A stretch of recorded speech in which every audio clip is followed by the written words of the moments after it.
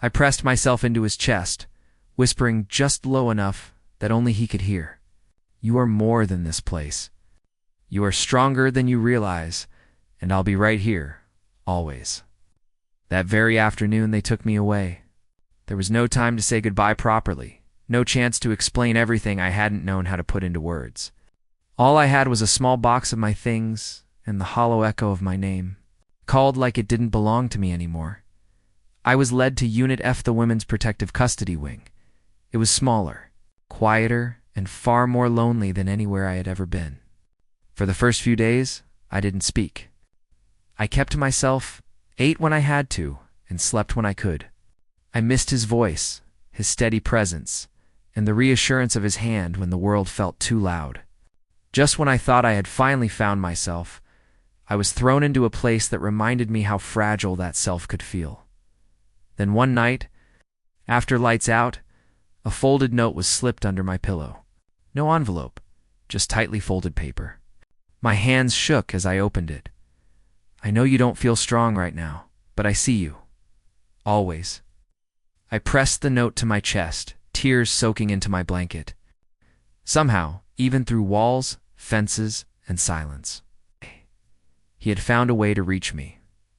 In Unit F, I met others like trans women at different points in their journeys. Some were kind, some cautious, some quietly carrying the weight of battles I wasn't ready to witness. One woman, named Lyre, had been living fully as herself for years.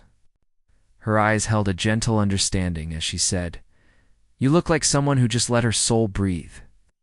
We shared stories during meals, laughter, and tips for little things that made life feel brighter. She helped me wear my head wrap properly, called me Arya, the name that had always felt like mine. For the first time in weeks, I didn't feel like a ghost. Still, I missed him. I missed his steady calm, the way he saw me before I could see myself. 2 weeks later, another note arrived. This one was longer. You've been gone 13 days. Every night I looked toward your bunk, wishing you were there. I never got to say this, so here it is. I miss you. I'm proud of you. They may have moved you, but you're not gone. I'm still here. I'm still yours, I wrote back, folded my letter carefully, and asked a guard quietly if it could be passed along to someone in Block C. There was no reply.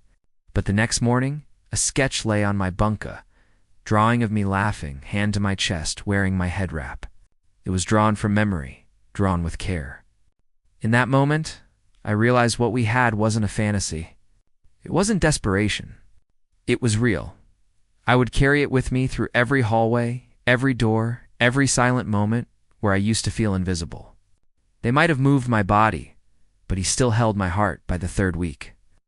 I was invited to the Friday therapy circle, 12 chairs in a concrete room, no guards, just a counselor and people like me. I almost didn't speak.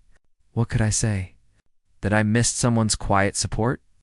That I was afraid to make a sound in case it woke the version of me who used to hide?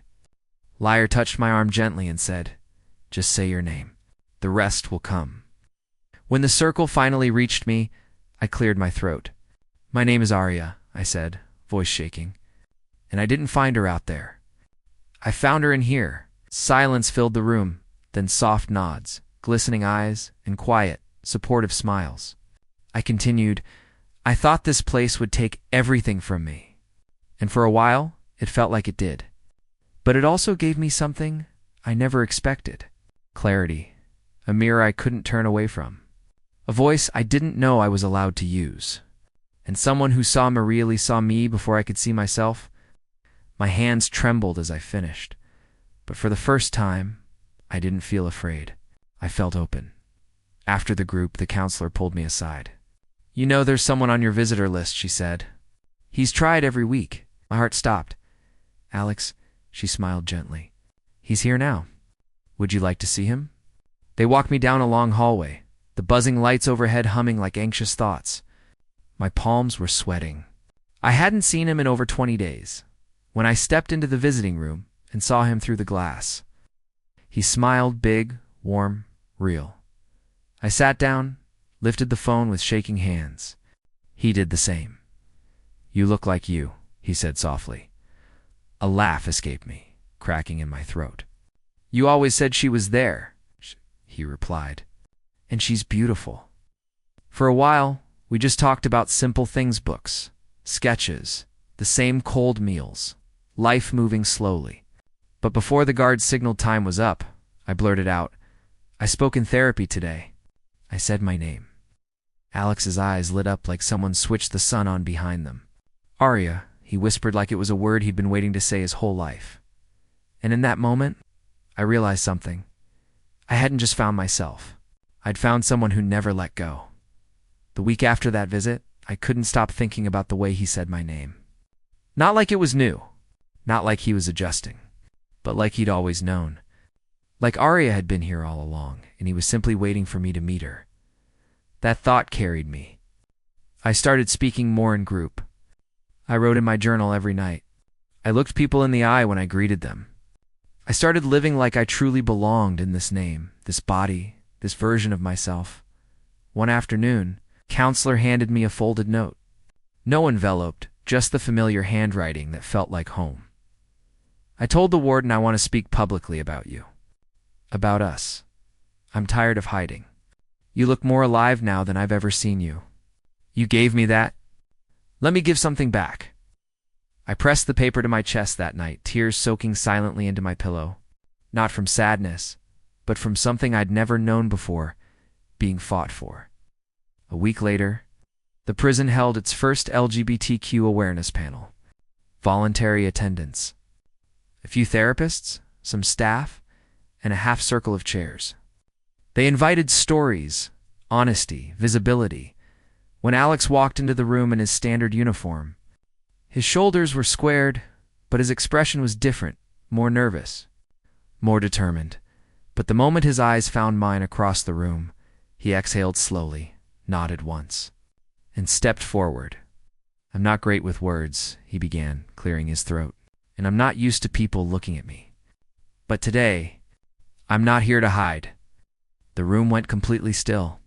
Everyone knew Alex. Everyone respected him. He took a slow breath.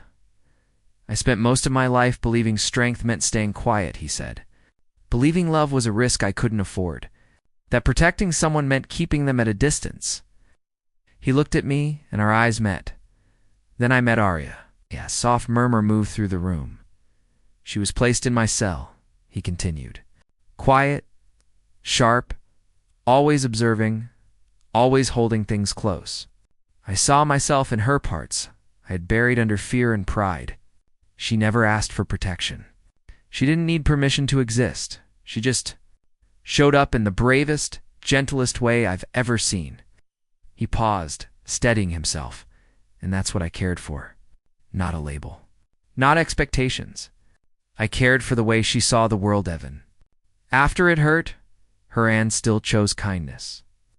His words lingered in the air like warm dust, drifting in late sunlight. When they moved her to another block, he said, voice tightening. They said it was for safety. All I felt was that I was losing the only real connection I had left in this place. Swallowed. I wrote to her every day, not because I thought I had the right, but because I needed her to know that the version of herself she thought no one could ever love already had someone who did. My hand covered my mouth as I tried to quiet the emotion rising in my throat. He looked at me again, unwavering. And I'm saying this now in front of everyone. Because I'm done pretending our connection isn't real, just because it doesn't look like what people expect. When he stepped back, the room stayed silent, not with judgment, but with something deeper, understanding, respect. After the session, they allowed us a few minutes in the courtyard. Supervised time to butt. Time didn't matter.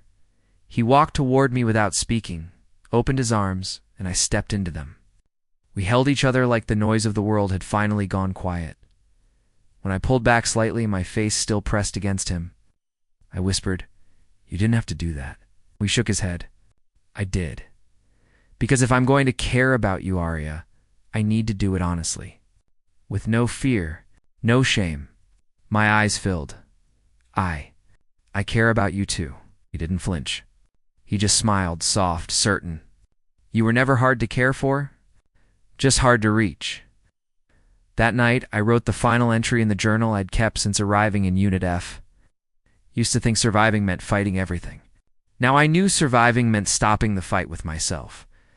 Alex didn't save me. He reminded me that I was worth holding on to, even before I fully understood who I was becoming.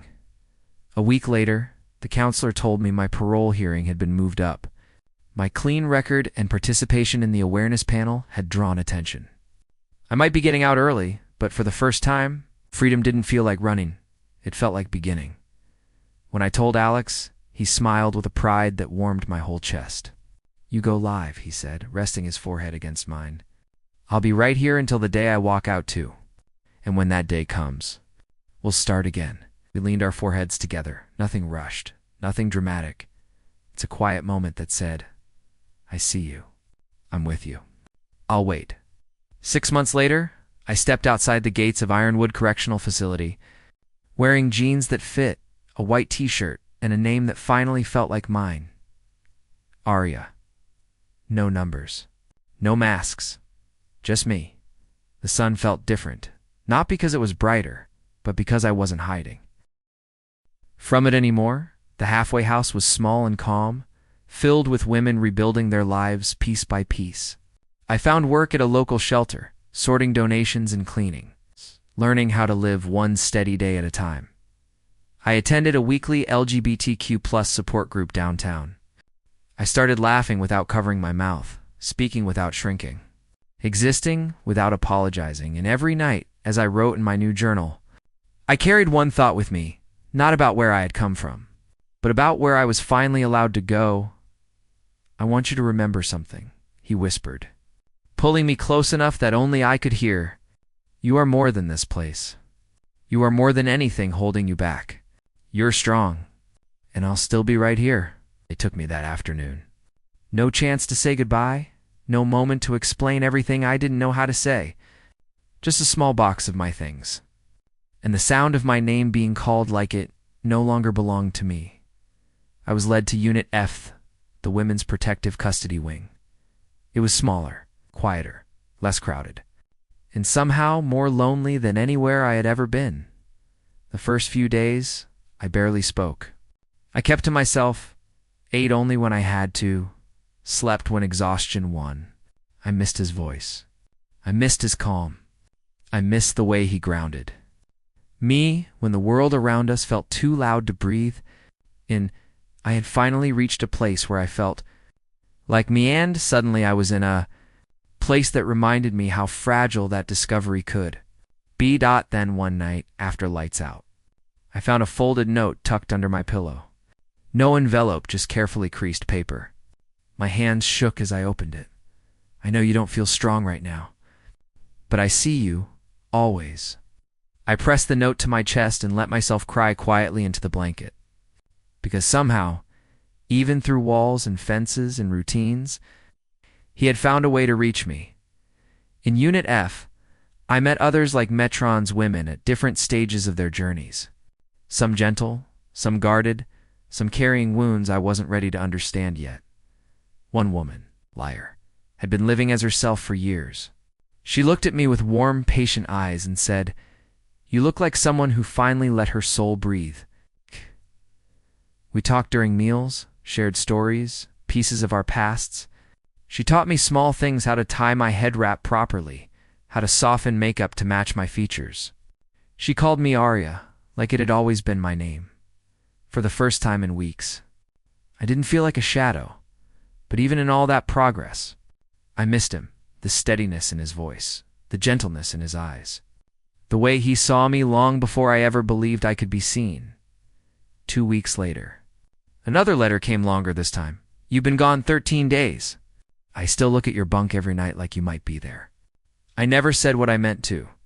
So, here it is. I miss you. I'm proud of you. They may have moved you, but you're not gone. I'm still here. I'm still yours. I wrote back, folded my letter tightly, and quietly asked a guard if she could pass it to someone in Block C. She didn't answer. But the next morning, a sketch lay on my bunk, me, wearing my head wrap, laughing, hand to my chest, drawn from memory. Drawn with care in that moment, I knew what we had wasn't desperation. It wasn't a fantasy born from isolation. It was real. And I carried that feeling with me through every hallway, every door, every moment where I used to feel invisible. They could move my body, but he still held my heart. On my third week in Unit F, they invited me to the Friday therapy circle, 12 chairs in a concrete room. No guards, just a counselor and women like me. I almost stayed silent. What could I say? That I missed the quiet safety of someone who held my hand. That I was scared to breathe too loudly in case I woke the version of myself who used to hide. But Liar touched my arm gently and said, "Just say your name. The rest will come." When the circle reached me, I swallowed and spoke. "My name is Arya," I said, voice shaking. "And I didn't find her out there. I found her in here." There was a moment of stillness. Then soft nods, glistening eyes, gentle smiles. I thought prison would take everything from me, I continued. And for a while it did. But it also gave me something I never had before: clarity. A mirror I couldn't avoid. A voice I didn't know I was allowed to use. And someone who saw me clearly long before I learned to see myself. My hands trembled, but I wasn't scared anymore. I felt open. After the meeting, the counselor pulled me aside. "There's someone on your visitor list," she said. "He's been trying every week." My heart stumbled in my chest. "Alex?" She nodded with a smile. "He's here now. Do you want to see him?" I followed her down a hallway buzzing with flickering lights, my palms sweating, my knees stiff. 20 days felt like 20 years. But when I stepped into the visiting room and saw him through the glass, he smiled. Not a small smile, but the warm, steady kind that makes everything inside you loosen. I sat down and lifted the phone with trembling hands. He picked up his receiver too, his smile softening into something warm and familiar. "You look like you," he said quietly. A small laugh escaped me, cracking in my throat. "You always said she was there," I whispered. "She is," he replied. "And she's beautiful." For a few minutes we didn't talk about anything heavy, just small updates. The books we were reading, sketches he'd been working on, how the food somehow never changed. Comfortable, ordinary things. But before the guards signaled that our time was almost up, the words spilled out of me. "I spoke in therapy today," I said. I said my name. His eyes lit up, bright, warm, almost glowing like someone had turned the sun back on inside him. "Arya." He whispered through the phone as if the name itself was a blessing. That was the moment I realized something. I hadn't just found myself. I had found someone who had been holding on to me the entire time, the week after our visit. I couldn't stop thinking about the way Alex said my name. Not carefully, not as if he was adjusting, but like he'd always known it. Like Arya had been with me long before I ever dared to say her aloud. That gave me strength. I began speaking more in group. I wrote in my journal every night. I greeted others with confidence, looked people in the eye. I started living like I belonged in this name, this body, this life. One afternoon, a counselor handed me a folded note envelope, just that familiar handwriting. "I told the warden I want to speak publicly about you. About us. I'm done hiding. You've never looked more alive than you do now. You gave me that. Let me give something back." Pressed the letter to my chest and cried into my pillow that night, not out of sadness, but because no one had ever stood up for me like that before. Not until him. A week later, the prison held its first LGBTQ+ awareness panel, voluntary, a half circle of chairs. A few therapists, some staff members. They asked for honesty, visibility. Stories that rarely got told. When Alex entered the room in his standard jumpsuit, his shoulders squared, I noticed something different. He looked nervous, but then his eyes found mine. That was all he needed. He exhaled, nodded once, and stepped forward. "I'm not great with words," he began, clearing his throat. "And I'm not used to people looking at me. But today, I'm not here to hide." The room fell silent. Everyone knew Alex. Everyone respected him. "I spent most of my life believing strength meant being silent," he said. "Believing love was too risky. believing that protecting someone meant keeping them at a distance. He glanced at me, and our eyes locked. Then I met Arya. A soft murmur passed through the room. She was placed in my cell, he continued. Quiet, sharp, always observing, always holding herself back. I saw pieces of myself in Hertha, pieces I had buried under fear and pride. His voice softened. She never asked for protection. She didn't need to. She just existed with this quiet, brave strength that I had never seen before. And I cared for that. Not because she fit some box. Not because of anything on the outside. I cared for the way she saw the world even after it hurt her, and still chose kindness. His words lingered like slow-burning incense. When they moved her to another block, he said, voice tightening, they said it was for safety. But it felt like losing the only real thing I'd ever had in this place. He swallowed. I wrote to her every day not because I thought I deserved to, but because I needed her to know that the version of herself she feared no one would ever love already had someone who did. Quiet sound escaped me, and I pressed my hand over my mouth to hold in a sob. Alex met my eyes again, steady and unflinching. And I'm saying this now, in front of everyone, because I'm done pretending that what we have isn't real just because it doesn't look like what people expect. When he stepped back, the room didn't fill with judgment. It filled with respect. Real, deep, quiet respect. After the session, they allowed us a few minutes in the courtyard. Supervised, timed, but we didn't need much. Alex walked toward me without saying a word, opened his arms, and I stepped straight into them. We held each other like the world had finally gone quiet. We held each other like the world had finally taken a deep breath for a moment. It felt like everything we had survived was leading us right to that quiet space in the courtyard. When I finally stepped back, still close enough to feel the warmth of him, I whispered, "You didn't have to do all that." He shook his head gently. "I did, because if I care about you, Arya, then I need to stand in that truth completely. No hiding. No fear." I looked up, tears slipping down my cheeks without hesitation. "I love you," I said, voice trembling but steady. He didn't look shocked or uncertain. Instead, he smiled, soft, warm, sure. "You were never hard to love," he said. "You were just hard to reach until you believed in yourself." That night, I wrote the final page of the journal I had started on my first day inside. For the first time, my words weren't about fear or survival. I wrote about peace, about becoming myself, about learning that strength wasn't pretending. It was honesty. Alex hadn't saved me. He had reminded me that I was worth something long before I realized it myself. A week later, my counselor called me in. My parole hearing had been moved up. My progress was noted. I might be leaving sooner than expected. For the first time. Freedom didn't feel like running away. It felt like stepping toward the life that had been waiting for me.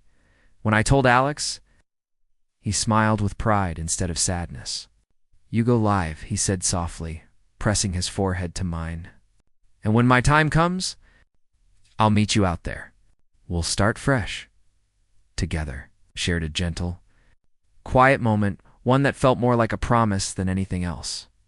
6 months later, I stepped out of Ironwood Correctional Facility wearing jeans that fit, a simple white shirt, and a name that finally felt like home. Arya. No labels. No shadows. Just me. The halfway house was peaceful, a place for women rebuilding their lives. I found work at a local shelter, sorting donations and helping where I could. I joined an LGBTQ+ support group downtown. I started laughing without hiding my face. I started saying I'm trans without shrinking. Freedom wasn't loud. It was steady. A warm morning cup of tea. A shower without fear. A mirror that didn't argue with me anymore. Alex wrote every week. Little sketches in the margins, cabins, porches, 2 people holding hands. He wrote about me with pride, about the day I said my name, about how he had never met someone who found their courage in the darkest place and still created space for hope. I read that letter every night for a week. Then I framed it. I bought a new journal, not to cope, but to dream. I wrote about starting an art program for queer youth, about opening a small studio someday, about a cottage near the water with sunlight, tall trees, wide windows, and a porch swing made for two people sitting close. I started sketching again, not in heavy black and white, but in color. Soft, warm tones. Life. Possibility. And then, 3 months after my release, new letter arrived. At the top were 2 bold words. That was all it said, 2 simple words that changed everything. Alex had been moved to a pre-release facility. He was coming home soon. The day I picked him up, he stepped outside wearing clean clothes and a shy, nervous smile. For a moment, neither of us spoke. We just walked toward each other slowly across the sidewalk until we met in the middle. Then we embraced, steady, full, without fear. It wasn't dramatic or loud. It was peaceful. It was ours. He moved into the small 1-bedroom apartment the halfway house helped me transition into. The floors creaked, the faucet dripped, and the windows stuck sometimes. But to us it felt like a beginning, like a place where life could grow. We cooked simple meals together. He made soup. I made tea. We painted the walls soft colors, fixed old windows, filled shelves with books, sketches, and candles. At night, we slept with the windows open and felt the quiet of the world settle around us. One evening, we sat on the fire escape, watching the city lights glitter like tiny stories.